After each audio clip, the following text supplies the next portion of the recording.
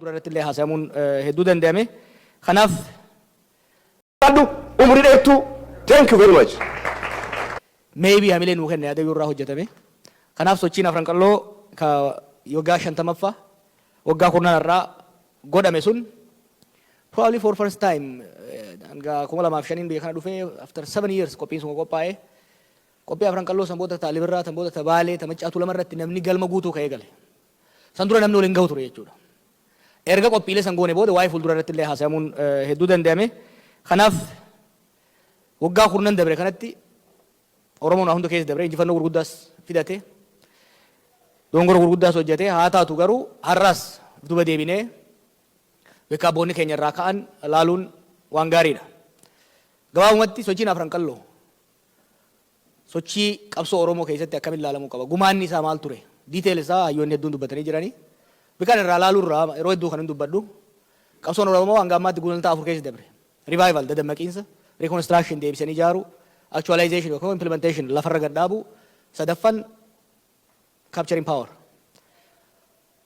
Ummata cabe tokko, ummata gabroome tokko, ummata sabummaan isaa diigame tokko, ummanni tokko rakkoo walii bahuudhaaf collective action engage godhuu qaba, waliin dalaguu danda'uu qaba, hojii waloo waliin dalaguu qaba. Hojii waloo waliin dalaguudhaaf ammoo eenyummaa waloo qabaachuu qaba. Manguddoolleen ni beektan, ijoolleen dabana kanaa wanni beekuu qaban maali? Bara sochiin afran qalloo eegalu wanti Oromoo jedhamu hin turre. Sabni Oromoo jira faca'ee. Collective consciousness kan qabu. Ummata collective consciousness qabu hin turre. Arsiit ture, Islaamaat ture, Wallaggaat ture, Shawaat ture, waan akkanaati ture jechuudha. Sochiin afran qalloo particularly is a cultural movement. Culture immoo sochiin aartii immoo sammuu irratti dalaga. Sammuu dammaisuu irratti dalaga jechuudha. Tokko gama bahaatiin kan afran qallooti cultural. Kan Baaleen jira, kan economic oriented, west religious oriented, center elite oriented kan jennee laaluun jira. Afran qalloo san it was the most important. Sochii afran qallootiin alatti Oromoof Oromummaa ijaaruun baay'ee ulfaata ture jechuudha. Kanaaf walleelee bara san bayan nama waggaaf duuba deebitee dhaggeeffattu. Mana hidhaa keessas dhaggeeffachaa turre yeroo adda addaatti. Walleelee bara san keessa bayan waggaa laalte sirbuma waggaa laalte Asoosaa irraa kaaseetii Walloon dhaqee it was actually making the nation, the people, and its boundaries congruent. Sabboonummaa dha uumuu ture jechuudha. Kanaaf sochiin afran qalloo Oromoof Oromummaa ijaaruu irratti Oromoo dura dammayse jechuudha. Ummata dammaqetu akka Hayilee Fidaa jedhu ummata dammaqetu jaarama ummata jaarametu hidhata ka hidhateetu bilisa ba'a. Kajoo san irraa kaanee waggaa deemne ummata dammaysuu irratti sochiin afran qalloo gumaata guddaa godhataa ture jechuudha. Har'aas waggaaf duuba deebinee ilaallu hayyoota keenya hogganoota keenya qabsoo kanarratti wareegaman qofa faarsuudhaan osoo hin ta'in what was it? Har'a hoo garamitti deema kaja'u laalaa deemuun barbaachisaa natti fakkaata. Har'a bakka jirru irratti Pan Oromo movement, Pan Oromo consciousness has emerged. There is no question about it. Oromoon cimaa jira, Oromummaa cimaatu jira, bal'inaa jira. Gulantaa hedduu keessa dabree jira. Amma wanti guddaan irra laalamuu qabu maaltu hanqate kaja'u irratti fuullefatanii daamuudha. Keessattuu afran qalloo baha Oromiyaatiin waa wal qabatee deemuuf waan tokko emphasize godhuun barbaada. Afran qalloo ka beekamuuf it was leading Oromoo artiidhaan lead godhaa ture yeroo dheeraadhaaf. 70mootaas taatee 80moota keessa even early 90s keessa hoggalaallee aartii Oromoo keessattuu gama muuziqaatiin Oromoo fuuldura ka deemaa ture artistoota baha Oromiyaati. Asaanaa garuu artistoonni baha Oromiyaa keessa aartiin bahuutti hin jiru. Milkaa'inni mul'ataa hin jiru. Why is it? This need to be carefully studied. In the 80s, in the 90s, particularly in the 70s, 80s keessa Albirraa Foboo Dallee dhuftee Adama Haruunfaa, Almaas Tafarraa faa, Haaloo Daawwee faa, Adama Haruunfaa, Kadir Said faa. These were the icons. Qabsoo Oromoo dammaqsuu qofa osoo hin ta'in walitti hidhanii deemuu irratti aartiin kun cima ture baha Oromiyaatti.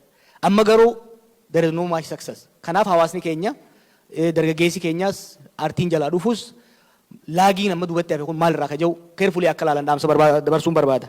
Gama biraatiin ammas baha Oromiyaa irratti waggaa fuulleffanne rakkoo diinagdee baha irratti dhufu carefully ilaaluun barbaachisaadha.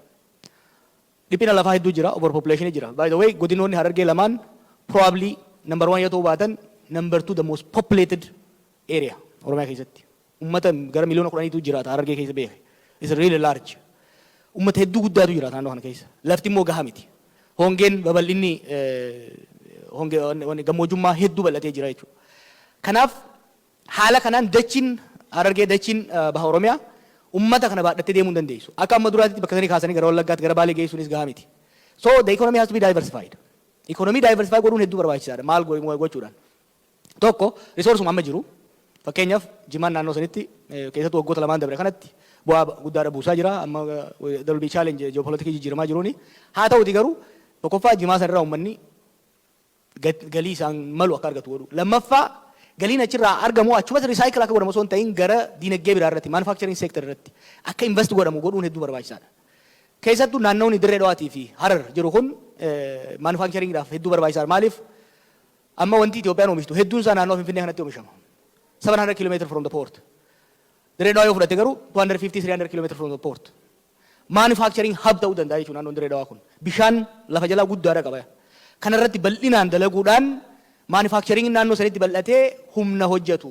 Ummata naannoo sanii akka absorb godhu yoo kan goone taate rakkoon diinagdee guddaatu dhufutti jira. Hawaasni keenya biyya alaa jirtanillee qabsoo siyaasaatiin cinatti qabsoo diinagdee irratti hirmaachuun barbaachisaadha. Ikoonomii naannoo sanii transform gochuun barbaachisaadha. Maaliif kaleessas abboonni keenya waggaa sochii afran qoloo keessatti hirmaatan roorroo cunqursaa aadaa fi eenyummaa jalaa bahanii qabeenya fi irratti abbaa ta'anii qabeenya fi misoomsanii hiyyummaa keessa bahudha jechuudha. Uummanni naannoo sanii sun hiyyummaa keessa akka bahu yoo ka barbaadu taane ikoonomii naannoo sanii diversify gochuun barbaachisaadha. Ikoonomii guddisuudhaaf nageenyi barbaachisaadha. I'm really impressed uummanni Harargee waan dalage waggoota lamaan sadan dabre kana keessatti.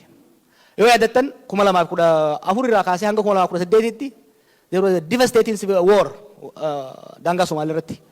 Sanis ummata naannoo Harariitti illee konfliktii ture, Dirree Dhawaa keessatti illee walitti bu'iinsa ture. Ulamaa Harargeetiif galata guddaan galchuu barbaada. Ulamaan Harargee jiran galata guddaa qaban. Shaadamtuu laatiin hangafee ummata Somaaleef Oromoodhaa qabaleedhaan walitti araarsan jechuudha.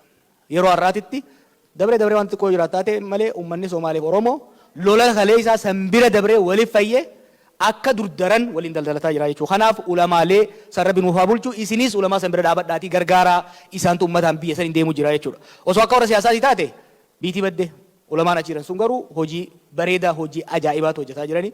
Nutis hoggaa kanarraa mayine hoggaa xiqqoo jennee dhufaniiti ayatul kursillee taatu xiqqoo nu qaqqaranii deeman jechuudha. Ummati cimaadha. Kanaaf hojii gaariidha. Isinis warri as jirtan keessattuu hawaasa naannoo san jiru. Ummata keenya baha Oromiyaa jiru fi olloota isaa isa keessa jiranis ummata Harariitis ummata Somaalee wajjinis ummatoota biraa naannoo san jiran wajjinis nageenyaan akka jiraatu irratti dalaguun barbaachisaadha. Maaliif kana jaa? Walajjeesuun maal haa dhabatu qofaa fi kan kana jechaa jiru. Ikoonomiin hawaasa sanii interdependentidha. Hedduu walirratti hirkata. Kanaaf rakkoo diinagdee san jalaa hamma tokko bahuudhaaf daldalli manufacturing akka cimu akka barbaadu taate hariiroon hawaasa kana jidduu jiru hedduu akka cimu irratti dalaguun hedduu barbaachisaadhaan jaa.